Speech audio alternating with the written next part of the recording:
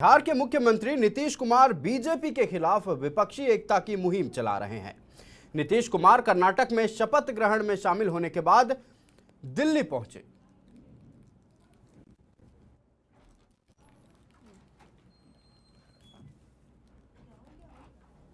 आज दिल्ली में कांग्रेस के राष्ट्रीय अध्यक्ष और अन्य वरिष्ठ नेताओं के साथ वह मुलाकात कर सकते हैं। वहीं सीएम नीतीश की वाम दल के नेताओं के साथ भी बैठक संभव है। बैठक में पटना में प्रस्तावित विपक्षी एकजुटता को लेकर होने वाली बैठक की तारीख पर भी चर्चा हो सकती है।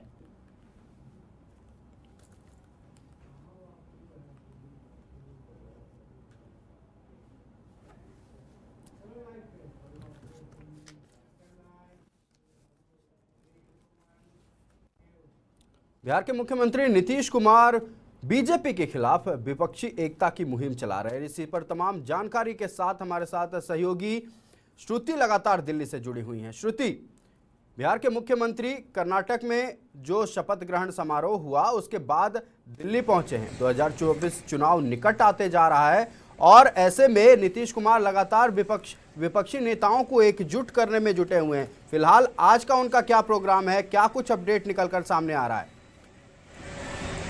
जी, इस वक्त हमारी मौजूद थी दिल्ली के मुख्यमंत्री अरविंद केजरीवाल के घर के बाहर है और कुछ वक्त पहले ही यहाँ से बिहार के मुख्यमंत्री नीतीश कुमार, डिप्टी सीएम तेजस्वी यादव और जेपी के राष्ट्रीय अध्यक्ष ललन सिंह पहुंचे थे। यहाँ पर साथ ही साथ मनोज झा और तमाम राजद के नेता थे, महागठबंधन के नेता थे और यहाँ पर वो पहुंचे थे। कुछ समय पहले जो हमने देखा कैसे दिल्ली में अध्यादेश लाया गया, इसको लेकर जो है यहाँ पर बैठक हुई थी और साफ तौर पर कहा गया है, खुद नीतीश कुमार, अरविंद केजरीवाल तो हम लोग कहते नजर आए कि राज्यसभा में जब बिल रखा जाएगा तो हम लोग अब एक मुहिम चला रहे हैं कि तमाम विपक्षी पार्टियों से जाकर मुलाकात करेंगे। नीतीश कुमार से इसी सिलसिले में मुलाकात हुई है कि उस बिल को पारित ना होने दे कोई भी पार्टी और विपक्षी जो दल है वो एक साथ आके एकजुट होकर खड़े हो और बीजेपी के खिलाफ जो असंवैधानिक तरीके से देश को चलाना चाह रही है, इलेक्टिव गवर्नमेंट के अगेंस्ट काम कर रही है, इलेक्टिव गवर्नमेंट को काम नहीं करने दे रही है। तो ऐसे में बीजेपी के साथ, बीजेपी के खिलाफ खड़े होना होगा। सभी विपक्षी पार्टियों को भी एक साथ होना पड़ेगा। मैं नीतीश कुमार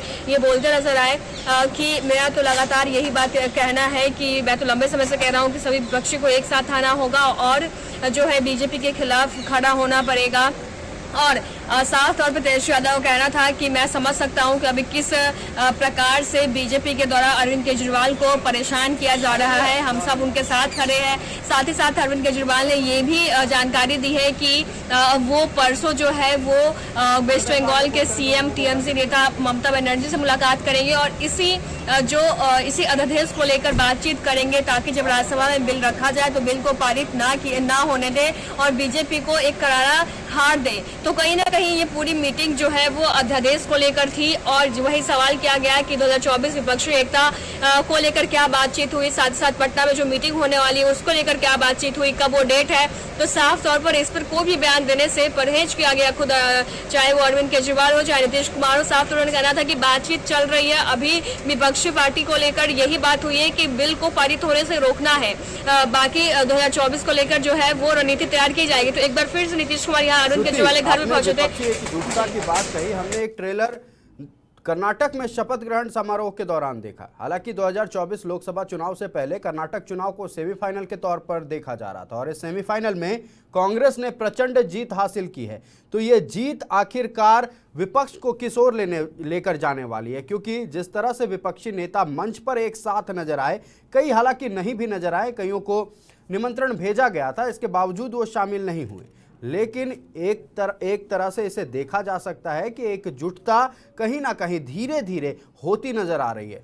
श्रुति जी, आपने सही कहा। कल कर्नाटका में शपथ ग्रहण समारोह था। ऐसे में बिहार के मुख्यमंत्री जो है नीतीश कुमार वो भी पहुंचे थे, झारखंड के मुख्यमंत्री हेमंत सोरेन पहुंचे थे। लेकिन अगर बात करें दिल्ली के मुख्यमंत्री अरविंद केजरीवाल की तो वो नहीं कहते, उनके पास खबर है कि नेता नहीं आई थी।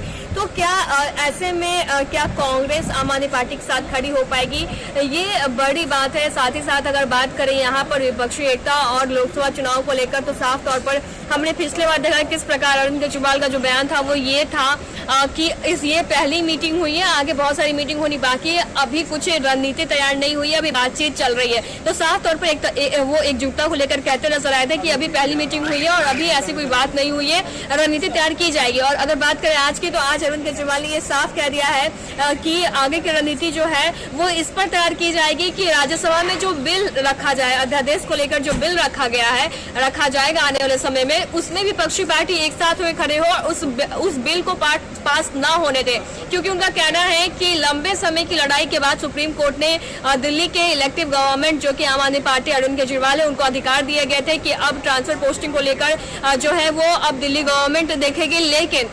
लेकिन जो कुछ ही घंटों के भीतर जो है वो केंद्र के द्वारा जो है अध्यादेश लाया गया और अब जो है वो एलजी इस पूरे प्रक्रिया को देखेगी। चूंकि आपको बता दें अध्यादेश के दौरान 3 लोगों की कमेटी बनती है और 2 जो लोग उसमें होते हैं वो सेंटर के द्वारा अपॉइंट होते हैं और तीसरे अरविंद केजरीवाल होंगे, दिल्ली के मुख्यमंत्री होंगे और तीनों को जो है वो आपसी म्यूचुअल अंडरस्टैंडिंग से कोई चीज जो है उसको इसके लिए पारित करना पड़ेगा ट्रांसफर पोस्टिंग को लेकर। लेकिन अगर बात करें तो अगर इन तीनों के बीच म्यूचुअल अंडरस्टैंडिंग नहीं वो बैठ पाए, अगर कोलिजन हो तो उस कंडीशन में एलजी जो है वो मान अपने हाथ में लेंगे और वो बिल और वो अंतिम फैसला लेंगे। तो ऐसे में जो आम आदमी पार्टी है, जो अरविंद केजरीवाल है, उनका कहना है कि उनको अब माइनॉरिटी की तरफ फील हो रहा है, क्योंकि इलेक्टिव गवर्नमेंट है, दिल्ली की जनता उनको चुनकर लाई है, लेकिन लगातार केंद्र के द्वारा जो है उनको परेशान किया जा रहा है और काम नहीं करने दिया जा रहा है। इसको लेकर राज्यसभा में बिल रखा जाएगा तो उसमें एकजुटता, विपक्षी एकजुटता हो।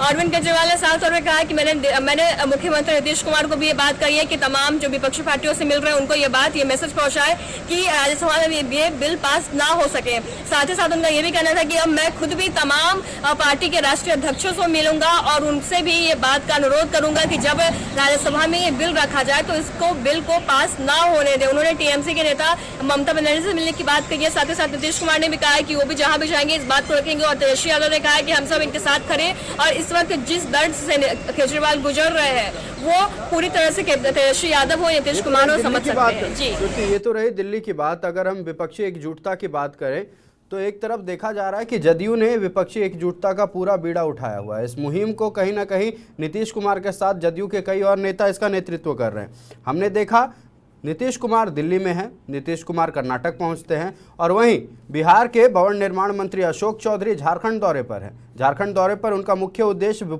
कहीं ना कहीं विपक्षी एकजुटता ही है। हमने पिछले कुछ दिन पहले भी देखा था जदयू के राष्ट्रीय अध्यक्ष ललन सिंह भी आए हुए थे झारखंड। उन्होंने मुख्यमंत्री हेमंत सोरेन से मुलाकात की। मुलाकात में उन्होंने विपक्षी एकजुटता पर बल दिया था। अब हम ये देख रहे हैं कि चाचा भतीजे की जो जोड़ी है, नीतीश कुमार और तेजस्वी यादव की जो जोड़ी है, वो एक साथ हर जगह नजर आ रही है। पहले कुछ दिन पहले तक जब तक गठबंधन नहीं बनी थी राजद और जदयू की, हम देखा करते थे कि लगातार तेजस्वी यादव घेरे में लेते नजर आते थे नीतीश कुमार को। आज चाचा और भतीजा कंधा से कंधा मिलाकर एक साथ हर जगह नजर आ रहे हैं। तो क्या कह सकते हैं ऐसे में तेजस्वी यादव की उम्मीदें कहीं 2025 विधानसभा चुनाव को लेकर तो नहीं है? जी, जाहिर सी बात है, नीतीश कुमार ने कई बार खुले मन से ये बात कह चुके हैं। नीतीश कुमार गांधी मैदान से भी उन्होंने बात कही है और लगातार ये कहीं ना कहीं एक इशारा किया जा रहा है कि 2024 के जो लोकसभा चुनाव है उसमें नीतीश कुमार जो है उसको बिहार में ये चीजें चल रही है, राजनीतिक गलियारों में ये चल रही है कि नीतीश कुमार पीएम कैंडिडेट बनेंगे, वही तेजस्वी यादव 2025 विधानसभा चुनाव में सीएम कैंडिडेट बनेंगे। तो जो विपक्षी एकजुटता की बात कर रहे हैं तो लगातार चाचा भतीजा साथ दिख रहे हैं। तो कहीं ना कहीं ये पूरी प्लानिंग जो है वो सिर्फ लोकसभा चुनाव तक नहीं है, 2025 के विधानसभा चुनाव जो बिहार में होने वाले हैं उसको लेकर भी ये तमाम चीजें तैयार की जा रही है। लेकिन ये बड़ी बात है कि क्या विपक्षी एकजुटता देखने को मिलेगी 2024 में, क्योंकि पार्टी के आपस के मतभेद जो है, तमाम पार्टियों के आपस के मतभेद जो है वो अभी भी देखने को मिल रहा है। चाहे वो कर्नाटका के शपथ ग्रहण की बात करें तो आम आदमी पार्टी के राष्ट्रीय संयोजक अरविंद केजरीवाल वहां नहीं पहुंचे थे। अगर बात करें तो क्या टीएमसी और कांग्रेस के बीच में जो है वो मतभेद मिट पाएगा? क्या बीआरएस लीडर केसीआर जो है उन्होंने साफ तौर पर केसीआर जो है और जो तेलंगाना के सीएम है केसीआर, साफ ये चीजें कह चुकी है कि उनको एक ऐसी पार्टी चाहिए जो कांग्रेस विचारधारा से अलग हो। तो क्या ये सारी जो मतभेद है पार्टियों के बीच में ये नीतीश कुमार मिटा पाएंगे अपने विपक्षी एकजुटता के दौरान या नहीं मिटा पाएंगे? अगर बात करें अरविंद केजरीवाल की तो अरविंद केजरीवाल ने भी अभी एक बार ही खुले मन से ये बातें नहीं कही है कि 2024 के लोकसभा चुनाव पर एकजुट खड़े होंगे। उन्होंने पहले मीटिंग में कही थी, इससे पहले मीटिंग में उन्होंने कही थी कि बातचीत चल रही है, पहली मुलाकात है, आगे जो रणनीति है वो तैयार की जाएगी। और आज की मीटिंग में साफ तौर पर अरविंद केजरीवाल का कहना है कि 2024 को लेकर कोई भी बातचीत नहीं हुई है। ये सारी बातचीत जो हुई है वो अध्यादेश को लेकर हुई है और राज्यसभा में किस तरह इस बिल को रोका जाए इस पास होने से, और किस तरह तमाम विपक्षी पार्टियों को एक साथ किया जाए कि दिल्ली की गवर्नमेंट को, इलेक्टेड गवर्नमेंट को जिस तरह से परेशान किया जा रहा है उसको लेकर जो असंवैधानिक तरीके से बीजेपी जो परेशान कर रही है, तो बीजेपी के खिलाफ कैसे मुहिम चलाई जाए। हालांकि इसमें नीतीश कुमार ने कहीं ना कहीं इशारों में कह दिया कि मैं लंबे समय से कह रहा हूँ कि विपक्षी पार्टियों को एक साथ आना पड़ेगा, एकजुट होना पड़ेगा। तो नीतीश कुमार अभी भी जो है विपक्षी पार्टियों की एकजुटता की जो एक मैसेज है उन्होंने इस दौरान छोड़ दिया। हालांकि केजरीवाल का कहना है कि इस वक्त जो भी बात हुई है वो अध्यादेश को लेकर हुई है। जी, केजरीवाल पर आ रहे हैं। केजरीवाल का कहना है कि आम आदमी पार्टी अब राष्ट्रीय पार्टी हो गई है। ऐसे में अगर कांग्रेस के बाद कोई दावेदारी पेश कर सकता है तो वो आम आदमी पार्टी है। नीतीश कुमार बिहार में कई दिनों से अच्छा परफॉर्म कर रहे हैं। नीतीश कुमार कई दिनों से बिहार के मुख्यमंत्री हैं। नीतीश कुमार विपक्षी एकजुटता पर बल दे रहे हैं, सारे नेताओं को जोड़ने में जुटे हुए हैं। एक और खेमा है, जो खेमा आप कह सकते हैं ममता बनर्जी का खेमा है। वो कहीं ना कहीं कांग्रेस से उनका मतभेद है, वो कांग्रेस के साथ एकजुट नहीं होना चाहते हैं। ऐसे में जब राहुल गांधी के ऊपर केस चल रहा है, राहुल गांधी फिलहाल कोई चुनाव नहीं लड़ सकते हैं, तो क्या लगता है ऐसे में कांग्रेस या फिर कहें यूपीए गठबंधन की ओर से चेहरा कौन कौन हो सकता है? किन किन नेताओं के नाम है इस लिस्ट में? जी, कई सारे ऐसे जो नेता है जिनकी इस लिस्ट में नाम है। हमने देखा था कि किस प्रकार जो कांग्रेस के राष्ट्रीय अध्यक्ष का चुनाव हुआ था उस दौरान शशि थरूर जब बिहार आए थे उनसे सवाल किया गया था कि 2024 के लोकसभा चुनाव में कौन से ऐसे नेता होंगे जिनको पीएम कैंडिडेट बनाया जाएगा। तो उन्होंने साफ कहा था कि इस वक्त देश भर में दर्जनों से ज्यादा ऐसे नेता है जो खुद को पीएम कैंडिडेट देखते हैं, जिनके पार्टी के समर्थक जो है अपने नेता को पीएम कैंडिडेट देखते हैं। तो इस वक्त जो इमेज है वो क्लियर नहीं है, ये 2024 के दौरान ही क्लियर हो पाएगा। अगर बात करें कि जो मतभेद है तो ये भी लगातार मतभेद बना हुआ है। हालांकि ये बातें साफ कर दी गई है कि अब रीजनल किसी भी रीजनल पार्टी की जो सीटों की डिस्ट्रीब्यूशन होंगे वो एक स्टेट के बेसिस पे होगी, लेकिन सीटों के डिस्ट्रीब्यूशन के साथ साथ एक चेहरा भी है जो अभी चर्चा का विषय बना हुआ है कि आखिर वो चेहरा कौन होगा। हम देख रहे हैं किस तरह नवीन पटनायक जो है वो एक स्ट्रॉन्ग कैंडिडेट की तरह निकलकर सामने आ रहे हैं। नीतीश कुमार के द्वारा तमाम समर्थकों के द्वारा, नेता के द्वारा नीतीश कुमार को सीएम बनाने का कयास लगाया जा रहा है। तो ऐसे तमाम चेहरे हैं जो खुद की दावेदारी इस वक्त पेश कर रहे हैं, लेकिन एकजुटता के बाद कौन सा चेहरा हुआ ये देखने वाली बात होती है। और क्या इन सब चेहरों की तकरार के बीच में विपक्षी एकजुटता हो पाएगी ये भी देखने वाली बात होगी। जी, कहीं ना कहीं अगर देर हो रही है चेहरा सामने आने में तो ये यूपीए को या कहें विपक्षी पार्टियों को ये थोड़ा मुश्किल में डाल सकते हैं, क्योंकि बीजेपी लगातार अब चुनाव को लेकर सक्रिय हो गई है। एक्शन में यूं कहें 24 घंटे बीजेपी एक्शन में रहती है चुनाव प्रचार को लेकर।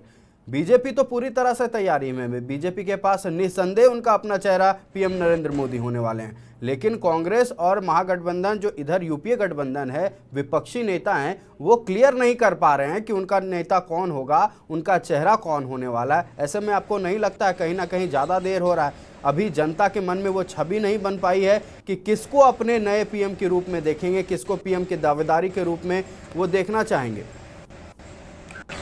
जी, अगर बात करें कि पीएम की दावेदारी विपक्षी एकता में कौन देगा तो लगातार जनता के बीच में ये सवाल जरूर आ रही है कि वो चेहरा कौन होगा। जनता के द्वारा ये सवाल कई बार उठे हैं, लेकिन इस वक्त जो है वो विपक्षी पार्टी कोई भी रिस्क नहीं लेना चाहती, क्योंकि अगर एक चेहरे के नाम की घोषणा हो जाए तो उस चेहरे पर विपक्षी एकता बहुत मुश्किल हो जाएगा। साथ ही साथ उस एक चेहरे को लेकर जो पार्टियों के बीच में घमासान है वो इस वक्त से ही छिड़ जाएगा। इसलिए अभी चेहरे की जो बात है वो हो ही नहीं रही है। लगातार नेताओं सीपीआई नेताओं पार्टी के नेताओं को कहना है कि अभी चेहरे पर कोई भी डिस्कशन नहीं, बस ये विपक्षी पार्टियों को एक साथ खड़े होना है और बीजेपी के खिलाफ जमकर 2024 के लोकसभा चुनाव में लड़ना है और जीतना है। और चेहरा है जो लड़ाई है, सारे जो मतभेद है वो एक चेहरे को लेकर ही है। अगर इस वक्त जो लोकसभा चुनाव से पहले जो अगर विपक्षी पार्टियों ने चेहरे पर लेकर अपनी लड़ाई शुरू कर दी तो कभी भी एकजुटता नहीं हो सकती है। इसलिए अभी चेहरे को जो है वो अवॉइड किया जाता है। जी, विपक्षी एकजुटता तो एक तरफ, लेकिन नीतीश कुमार या फिर जदयू के किसी भी नेता से सवाल किया जाता है कि 2024 लोकसभा चुनाव को लेकर आपकी क्या तैयारियां हैं, तो वो गोलमोल जवाब देते नजर आ रहे हैं। आपने भी देखा था और बाकायदा आपने ही ये स्टोरी कवर की थी जब पिछली बार मुख्यमंत्री नीतीश कुमार दिल्ली पहुंचे थे। उनसे सवाल जब ये आपने किया था कि इस बैठक में क्या कुछ बातें हुई हैं, तो उन्होंने कहा अभी तो बस मुलाकात हुई है, अभी बात को लेकर हम नहीं बता सकते हैं, खुलासे नहीं कर सकते हैं कि क्या कुछ बातें हुई। तो ये गोलमोल जवाब क्यों? अगर हाँ है तो हाँ, ना तो ना। जी, आज जब बिहार में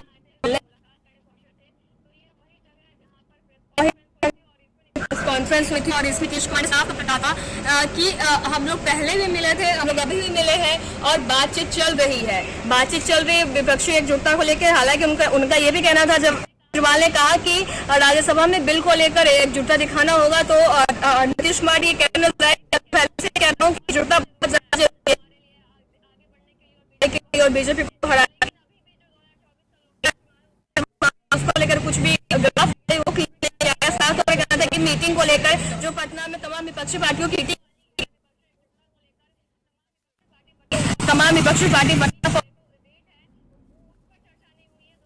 वाले इस पर चर्चा नहीं हुई है। 2024 में चर्चा बस यही हुई है कि इस वक्त तमाम जानकारी के लिए बहुत बहुत धन्यवाद।